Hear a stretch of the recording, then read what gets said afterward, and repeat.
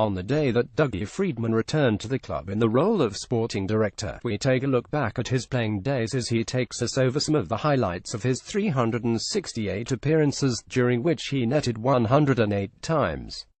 Firstly, what are your memories of joining the club as a 21-year-old in 1995? I can remember getting a call late one night to say there was an opportunity of a move, and by lunchtime the next day the deal was done. I had a good feeling about the club from when I walked through the door and spoke to Ron Nodes. There were a lot of good players within the squad, and it was nice how the fans took to me straight away. It made me feel very comfortable as a young player at a new club.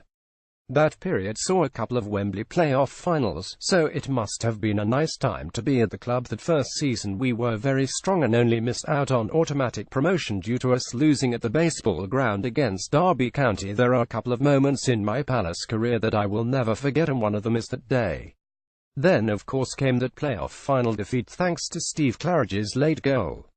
Following that we had a good pre-season, everyone seemed more settled, and through hard work we got to the final again. But one of my special Palace memories is the playoff semi-final against Wolves.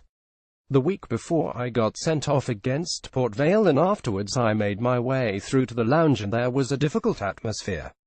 7 days later my 2 goals against Wolves took us a big step towards the final, and the fans' reactions in that same bar were somewhat different. We won the final with that David Hopkin goal, and the Premier League dream we all had was now a reality. After you returned in 2001, you played a crucial role in keeping us in the league. What can you recall of those final weeks? I will never forget the Portsmouth game the week before, as we knew we had to win, or that final day against Stockport would mean nothing. I think that match saw my best game as a Palace player. Stevie Kember encouraged us to be very attack-minded, and we ended up winning 42. I scored a couple of goals before going to Stockport the following Sunday. That's the game that will always be the one people talk about, and it was a great day.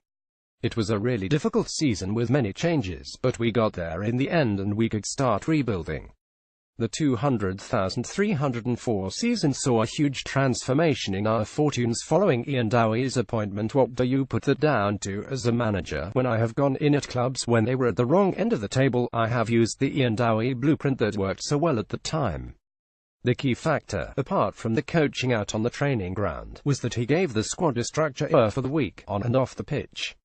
It helped us have a better understanding of what was ahead, everyone's roles and responsibilities, and there was accountability for your performances. Finally, what do you make of what Palace have achieved in recent years? It is a fantastic achievement for the whole of the club, and I am really proud of where they are and how the magnificent work everyone did to keep the club going in difficult times has proved so worthwhile. I have a real affection for the club and everyone associated with it, and would like to take this opportunity to thank everyone for the great support you always showed me, and wish everyone at the club all the best for the future. Club News History. Dougie Freedman advertisement block.